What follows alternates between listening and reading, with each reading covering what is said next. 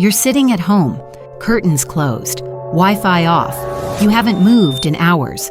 Open Google Maps and there you are, a blue dot, on your exact street, your exact building, sometimes your exact room.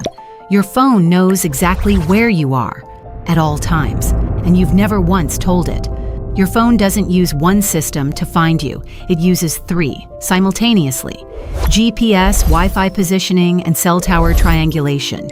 Each one works differently.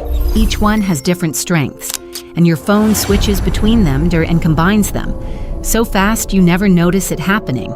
Today we're going to break down each one, how they work, why your phone needs all 3, and here's the part most people don't know. Who else is receiving that location data besides you? GPS, Global Positioning System, was built by the U.S. military in the 1970s and opened to civilians in the 1980s. Right now, there are 31 GPS satellites orbiting the Earth at about 20,000 kilometers up. Each one is constantly broadcasting a signal containing 2 things: its exact position and the precise time the signal was sent.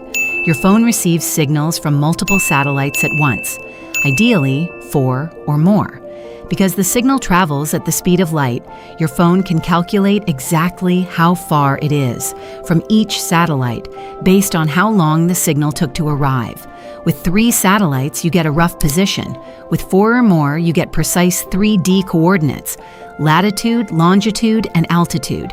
GPS is incredibly accurate outdoors, within about 3 to 5 meters.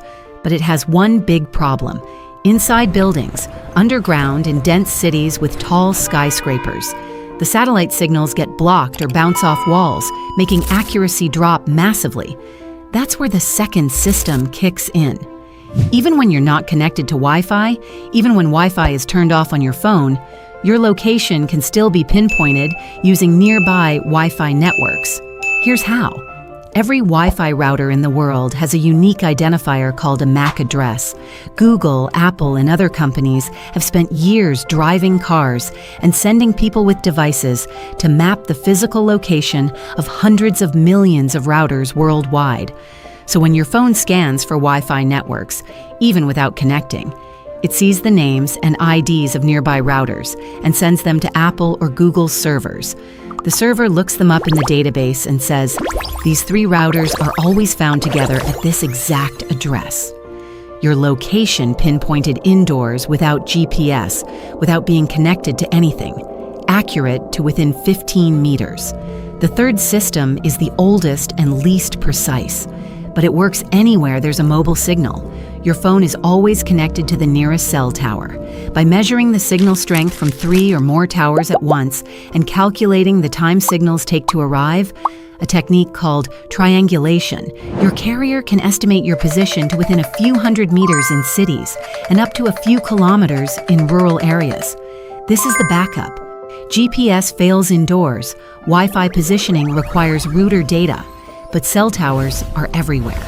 Your phone uses all 3 systems together, weighting whichever is most reliable at that moment. The result is a location estimate that's almost always accurate and almost never fails. Now here's the part the tech companies don't advertise. Your phone's location isn't just used to show you a blue dot on a map. Every app that has location permission, and many that don't officially, can access it.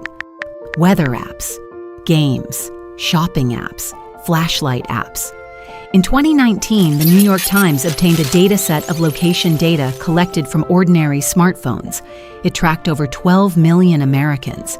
It included visits to doctors' offices, places of worship, political rallies, and private homes. Nobody consented to be in that database. The location data industry, companies that buy, sell, and broker your movement data, is worth over $15 billion a year. Your daily commute, your nightly routine, where you sleep, where you pray, where you get medical treatment. All of it bought and sold between companies you've never heard of for purposes you never agreed to.